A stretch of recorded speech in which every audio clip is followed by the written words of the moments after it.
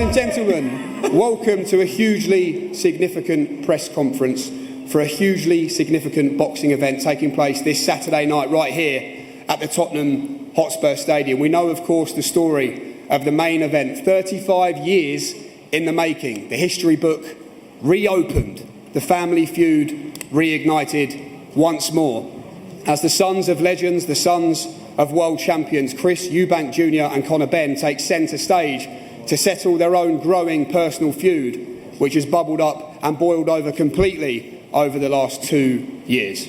Before we talk about the main event a little bit later on, we are going to be talking about the undercard, and it almost seems like a little bit of a disservice to say undercard when you look at the host of talent, former world champions and emerging stars that sit here today. A truly magnificent event brought to you by Ring Magazine to look forward to on Saturday night. Before we do hear from all the fighters taking part this weekend, we are going to hear from the promoters as well. Firstly, Mr. Ben Shalom of Boxer.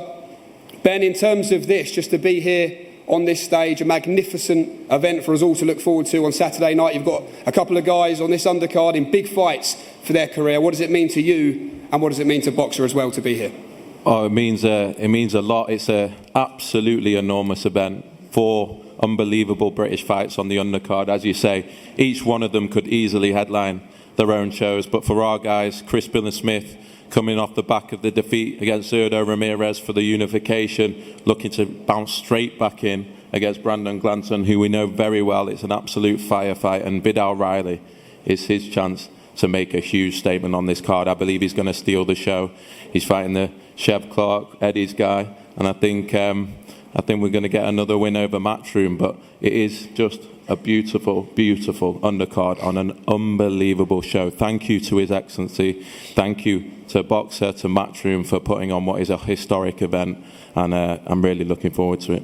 Okay, thank you, Ben. Let's bring in promoter Eddie Hearn. Eddie, we're going to let you speak now, because I know when Chris Eubank Jr. tends to be present at these press conferences, he doesn't let you get too much of a word in. Now's your chance to get it all off your chest. To be here for Matchroom, the same question I asked Ben Shalom. What does this mean to you and to Matchroom? Yeah, incredible. Thanks everyone for coming today, firstly. Amazing support from the media for a very big night for British boxing, a very big week for the Ring Magazine, of course. Incredible support from His Excellency, and crazy to think that on Saturday night 65,000 people will dawn on this incredible stadium for a fight of the generations, Chris Eubank Jr. against Conor Benn. But also amazing to think that 6 days after that we'll be closing down Times Square with the Ring Magazine for just an iconic night in New York, and 24 hours later Canelo Alvarez will make his debut in Riyadh, Saudi Arabia for the undisputed super middleweight world championships. Just an incredible time for boxing, and as you said, an incredible undercard up here on the Matchroom side. 2 guys that we love are in huge fights. I think, as we said to Ben yesterday, Chev Clark against Vidal Riley is a main event fight, certainly a co-main event on any big card. That's coming early in the night. And I think a fight that could steal the show is Billam-Smith against McKenna. I think it's a brilliant fight, and even the 2 fights that we aren't involved with. Brandon Glanton's got plenty to say. I think he's a great character who's coming to win. Chris Billam-Smith's been an unbelievable servant for British boxing. And Yard against Arthur 3. So an unbelievable undercard, an iconic main event, and British boxing firmly on the map this weekend. It's been a great run. Thanks to everyone involved, Boxer, their teams, Ring Magazine, our team as well at Matchroom, the best in the game. Shout out as always to Frank Smith there. He's been working around the clock on this event and at Times Square next week. Rick, everybody at the Ring Magazine, thank you so much, and good luck to everybody up here. Remember this night, whether you're tuning in live on DAZN around the world or you're in the stadium, and of course if you're lucky enough to be fighting, remember this night. This is what it's all about. Enjoy yourself. Okay, thank you, Eddie. Thank you, Ben Shalom, as well. We might come back to you if we get time as well to just talk about your guys on the card in better detail. Let's bring in the fighters then, and what a time it is to be a cruiserweight right now. When you look at the current champions, Badou Jack, a big fight coming up for him over in Saudi Arabia. Jai Opataya, Ring Magazine and IBF world champion, and Zurdo Ramirez, currently unified world cruiserweight champion as well. But there's a lot of good fighters following in the pack behind, and 4 fighters indeed, on the card this weekend. Firstly, of course, in the opener, it's Chris Billam-Smith against Brandon Glanton. Chris, I'm going to come to you first down there. Good to see you. I mentioned Zurdo Ramirez there. In the months that have followed on from the fight with Zurdo, what have you learned about yourself and what you still want from the mad old world of boxing? I've got plenty to improve on. That's what I've learned from that fight. I'm honoured to be on a card like this. Thank you to everyone who's involved. But yeah, it's time for me to get back to winning ways, and that's the plan. And in terms of the champions, I mentioned you talk about that ambition. What is a victory over Brandon Glanton your chance to do, in your opinion? Yeah, he's highly ranked with all the governing bodies, so it's a good opportunity for me to make a huge statement and then get a shot at one of the champions again. He's not been quiet in the build-up, and we're going to ask Mr. Glanton about it in just a moment, but what have you done to upset him? Where's that energy come from? I don't know. I'm sure he'll tell everyone in a minute. He's told most people. OK, Chris, wish you the best of luck on Saturday night. Brandon Glanton, welcome. Yesterday on the DAZN broadcast, Chris Billam-Smith was doing an interview and you were leaning over, saying something to him. I couldn't quite hear what you were saying. Can you tell us what you were saying to Chris Billam-Smith yesterday? Well, you know what? First and foremost, piggyback off of what Ben said, I want to thank His Excellency for having me here, Boxer, Matchroom, obviously my management team, Nova, and Team Eubank. I wouldn't even be here without them guys, so thank you for putting this together for me. It's beautiful. As far as Chris, he knows exactly where that energy came from. Chris is a bitch.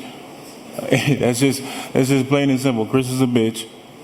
Obviously, I'm in the UK, so he's got plenty of fans here. But what I love about this place, it's a real fighting country. Obviously, everyone knows boxing was born here, so I won't have to worry about that long. Rounds 1, 2, 3, they roll by. They'll be screaming for me. Chris is a bitch. What has given you? Oh, sorry, bitch. Brandon, go on. Carry on, Brandon, sorry. Oh, that's it. OK. What has given you that opinion of Chris Billam-Smith in the build-up? Where does that energy come from towards him?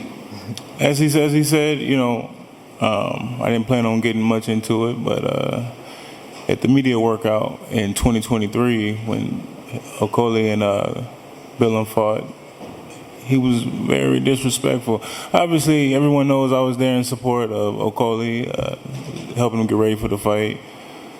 Would have been in the fight myself and had that upset, but yeah, it's helping him get ready, and he's a great guy, you know. I just, in appreciation for the fight itself, you know, I wanted to congratulate him for having the opportunity. There was no malice, there was no attitude, no problems. Just wanted to congratulate him for making it to that stage where I want to be.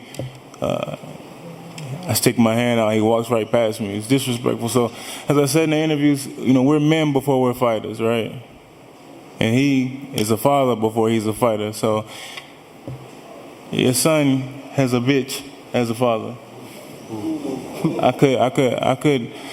don't care about these cameras, these lights. I'm gonna fuck you up. That's why I'm here. So it's not a show. Everyone knows I'm gonna give you brain damage, dog. So it's not a show. It's not for the lights. It's not for the camera. My family probably in their phone right now because they know it's true. They don't worry about me when I fight. So that's pretty much it. But thank you. Just finally, Chris, I will offer you an opportunity just to respond to that one. I'll leave my talking to Saturday.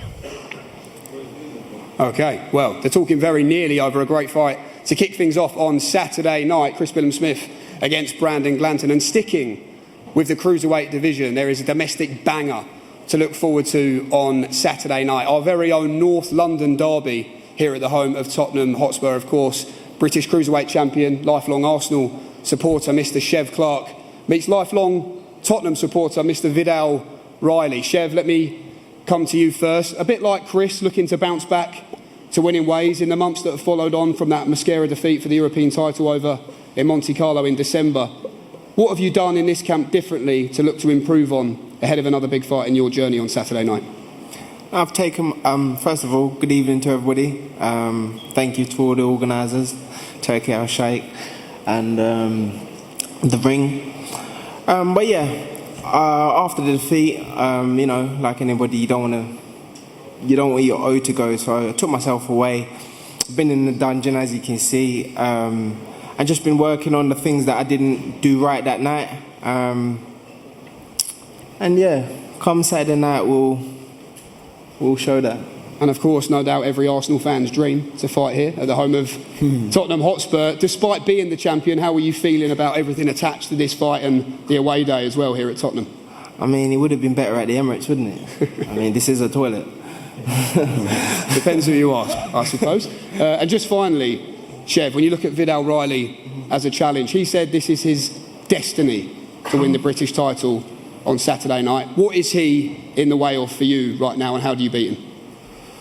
Look, destiny changes every day, doesn't it? It changes with every decision you make, so it's good he's got a crystal ball. But yeah, he's in the way of me providing for my family, and that's ultimately what it comes down to. So, you know, my family's got to eat at the end of the day.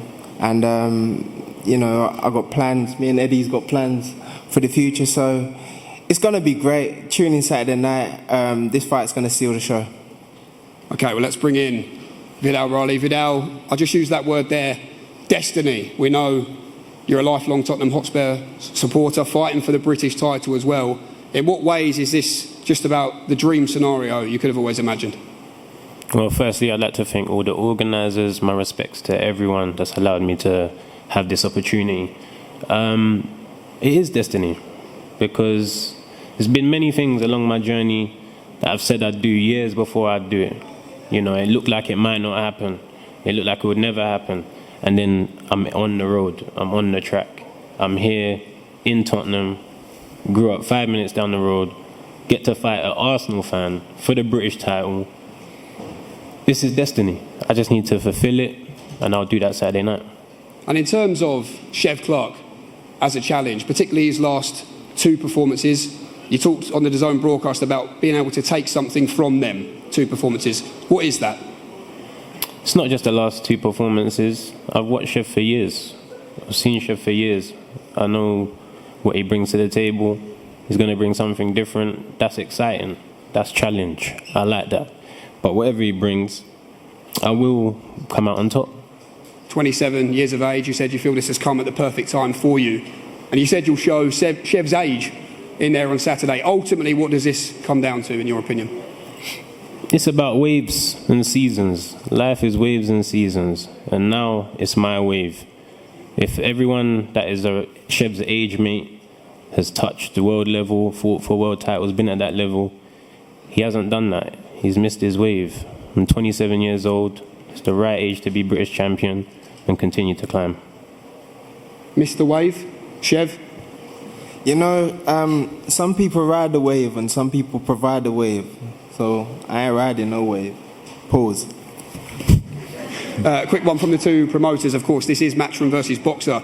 In this one as well, Ben, shall I make your case for your man? Look, I think Vidal, we started working with him a couple of years ago now, and I've always been amazed. You know, this is a guy that can make a lot of money outside the ring. This is a guy with millions of followers. This is a guy that brings so much else to the table, but it was always, Ben, I want to be respected. I want to do things the traditional route. I want to do things the hard way. And that's what Saturday night's about for Vidal. It's about proving himself. He's an elite level talent. Throughout the GB system, he was always considered the best. He took a bit of time away, came back into the professional sport, and has been flawless since. And I really believe this is his coming out party. I really believe this is his time. I think after this, I want to see him headlining shows. I want to see him being a big star in British boxing, and Chev Clarke standing in his way. The British title up for grabs, and this is everything that he's ever wanted at his hometown and in Tottenham. So I think there's only one winner on Saturday. One winner, Eddie Hearn. According to Ben, shall I make your case for Chev Clarke? Well, I think Ben's right. I think it's a brilliant fight. I mean, I have to give props to Vidal, like not, you know... Wait. What part is Ben right? It's a great fight. But that's about where it ends. I think Vidal Riley, when he first came on the scene, and I don't mean this disrespectfully, I thought he was leaning himself into the YouTube world of boxing, and I respect the fact that he's trying to, go and win a British title. I just think that the experience of Chev Clarke, the pedigree of Chev Clarke, the amateur, journey of Chev Clarke, the Olympics, I just think he's a world-class fighter. He's moved incredibly quickly. He's had 11 fights. He's boxed as co-main event in Los Angeles in a war. He was boxing guys like Vasil Duka in his third and fourth fight. You know, he lost against a world-ranked fighter in his last fight, but he must win on Saturday. And I believe he'll win, but I don't think it'll be an easy fight. And I think Vidal Riley's a quality competitor with a big heart, but I just don't think he's going to be good enough to beat Chev Clark. And I think it'll be a tremendous fight, but I expect Chev to win this fight, get that British title won, and then move back where he should be, which is against the world-class cruiserweights. I already have the title ready. Come on now. Win the British title outright. Chev, I'm on your team, mate. One more. I'm supposed to be bantering with him, not you. Troubles in paradise. I'll be screaming for you on Saturday. And Chev avoid confrontation anyway, so. Sorry, mate? I'm surprised he said anything. Who? Chev avoids confrontation anyway, ain't that right, Chev? Me? I avoid confrontation. Brandon said that he wants to bash you up and all. But don't, be careful, your bra might get wet, buddy. I can't understand you, but listen, All right. we've been walking around all week, bro. You walked past me right here where my man's sitting. Yeah, I tried And you ain't said to nothing. dap you up, and you did the same thing Billam did. So two What? bitches on the same side. That's crazy. Listen, if you want to do it now, we can do it now. Hey, it's no problem. Go on. I'll fuck you up. Please don't. Please leave it to me. Please Don't start all of that now. Hey, you better watch him out, boy. What are you calling, boy? Brandon's on smoke down there, isn't he? Okay. He's a punk, man. Didn't want to interrupt that, but as I said, a terrific time to be a cruiserweight indeed, as if you needed reminding. There you go. And when you look into this next contest as well on Saturday night, a great fight in the middleweight division. Former world champion Billam-Smith back after a lengthy time out the ring. Of course, the last time we saw him was that defeat to Chris Eubank Jr. up in Manchester. He meets 19-0 Aaron McKenna. They call him the silencer. And Aaron, you believe on Saturday night you'll silence any doubters who are telling you that this is a step too far, too soon against a fighter like Billam-Smith. Yeah, I understand there's a lot of people, saying it's too soon for me, it's too early, I'm too young. I don't have the experience, but now it's my time to show everyone that all the training, all the hard work, all the experience I've had throughout the years will pay off, and Saturday night I look forward to it. What version of Billam-Smith do you want to beat on Saturday night? The best version, and I do expect the best version of Billam-Smith to turn up. I want the one that knocked out Chris Eubank, and I believe that's the one that's coming. It was only 2 fights ago where he knocked out Eubank in devastating fashion, so that's the one I do hope that turns up. Well, let's bring Billam-Smith in as well. Liam, you've been at the very top of the sport. Despite that, as I say, 19 months out the ring. Do you feel like you're coming into this weekend with something to prove? Yeah, first of all, Jamie, I want to just thank His Excellency for having me on a huge ring card. Eddie, Frank Smith, good to be back. And, I've had a tough 12 months since, obviously 18 months when I lost to Chris, getting injured after it, falling ill for the huge September card at Wembley. But it's good to be back. It's good to be back fit and healthy, back in shape, and I'm looking forward to this. And like I say, the best Billam-Smith turns up. Aaron McKenna's made for me, and that's the one I fully intend to turn up. When you came face to face at the Grand Arrivals, you said that you'd already noticed a few kinks in the armour. You said that you feel he looks nervous. Where did you get that from, and how did that come about in your mindset from just that short face to face? Yeah, I just think the style wise, the attitude wise, him and his brother, they're kind of the same thing. I think the game, they're very hungry, enthusiastic kids, but I also feel that's going to be, Aaron's downfall. Wanting to have a 8 minute stare off. We've got another 3. We've probably got another one in a minute, another one tomorrow. I think he showed a little bit of a kink in his armour already, and he's got a lot to soak up on Saturday night. What do you make of that, Aaron? Listen, it's my way of doing things. I don't change anything for no one, and this is the fight game. Saturday night, it's going to be a war, me and Billam-Smith. I think it's going to steal the show. You can have it in the phone booth. It's going to be that good, and once that bell goes, I'm going out. Not if you go southpaw like you did yesterday, Aaron. Yeah. Not if you go southpaw like you did yesterday, it won't. You never know. That's to keep you thinking. If I come out southpaw, you've got an 18-foot ring. Come out southpaw, orthodox, or whatever way you want. 18-foot ring, I'll get you. Yeah, well, I'm not going to be taking a step back. No problem. I believe Music I'm the to my stronger ears. guy. After 6 rounds, you're expecting me to get tired. I think it's going to go the other way around. No problem. Can we push you both for a final prediction in one sentence, Liam-Smith? Yeah, I think, Adam will start very competitive, very early, but I'll break him down. I'll be too good for him later on.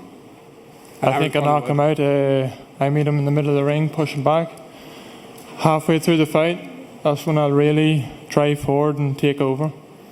Okay, tremendous fight to look forward to on Saturday night in the middleweight division. Liam-Smith and the unbeaten Aaron McKenna. Can't wait for that one. And we look forward to this one as well. It's one apiece between these two, and what a great time it is right now as well. We talked about the cruiserweight division earlier on, but to be a light heavyweight as well right now on the domestic and the world scene, of course, Arda Peterviev, Dmitry Bivol have treated us to 2 classic undisputed world championship fights in Saudi Arabia, the likes of David Benavidez, Callum Smith, Joshua Buatsi, David Burrell. The list goes on, are following in pursuit of those champions, and the winner of this fight on Saturday night, no doubt, will be right in the frame to put themselves in a huge fight at the back end of 2025. Lyndon, let me come to you first. One apiece in this one with Anthony Yarde. Is this a fight that you always saw on the horizon? Is it a fight that you always wanted to bury your own personal rivalry with Anthony Yarde? It wasn't one where I would lose sleep over it never happening, but I always thought that it would happen eventually, yeah. And in terms of the mindset for you, I heard you yesterday talking to Ring Magazine, and you said, look, after you fought Bivol, you really had to dig in that night. You went 12 rounds. In the fight that followed that, perhaps you found it a little bit difficult to get up for it in the same way. How has the desire refound you in this camp for this fight with Anthony Yarde? Yeah, obviously it's the third fight, and the way that I lost the second fight is, I won't say embarrassing because it's the fight game, but it kind of stung me a little bit, and it was a hard, bitter pill to swallow. So I'm here now to right that wrong. Anthony, let's bring you in. I spoke to you yesterday, and you said, well, I said it's one apiece between you and Lyndon Arthur, and you gritted your teeth and you said that annoys me. Yeah, why is that? When I first fought Lyndon Arthur, I was going through a lot. I've never been the one to make excuses, but it was during COVID, no crowd. I lost 4 family members, my dad being one of them. But my mentality at the time was, you got to be professional. If a fight gets offered to you, you got to take it. It will keep me preoccupied, keep my mind off of it. But again, I didn't get the decision. He won by split decision. I was fuming. I was just saying to myself, I don't think he's got the ability to beat me. When I watched it back, I was disappointed in myself. I was like, that's not me, etc. So when the rematch got made, I said, all right, I need to show them what I'm about. What caused a bit of grit as well is how he acted after that fight. After the first fight, there was an arrogance that came about that wasn't there before. Before it was very respectful. It was like, you give me the opportunity, we're fighting, etc. I congratulated him. I even messaged him on Instagram saying, you know what, congratulations, bro. I know where you come from. I come from a similar background. You get what I'm saying? You've bettered your life. And then I see some interviews where he's gloating and stuff, talking about it was easy, one hand and all that stuff. So I said, okay. Second fight comes up. I said, I'm going to knock him out. I'm going to show him what I'm about. And that chip still hasn't gone, I'll be honest with you. So I'm looking forward to it. What do you make of that, Lyndon? It is what it is. We're fighting Saturday, so it makes no difference. Final one to you then, Lyndon Arthur. You've beaten Anthony Yarde before. Tell us how you do it again on Saturday night. I think I get him late, if I'm honest. And for you, Anthony, as I keep talking about big fights, await the winner. You've been in there with some of the best, Kovalev, Beterbiev, that everyone keeps talking about that fight with you and Joshua Buatsi. Who knows if we'll see that one day, but none of that matters right now. You've got a very hungry Lyndon Arthur in front of you. How do you settle your own rivalry in this trilogy on Saturday? Not really thinking about Lyndon Arthur, but me as a person, when I got into the sport, I wanted to be entertaining. I think that's how I kind of made a name for myself. So you're going to see more of that coming Saturday. I want to be as exciting as I've ever been. So yeah, I'm excited for it. Okay, well, what a supporting cast this is. So much to look forward to on Saturday night as far as this stacked undercard goes. We are going to pause now, I believe, for some face-offs. Main event press conference coming next.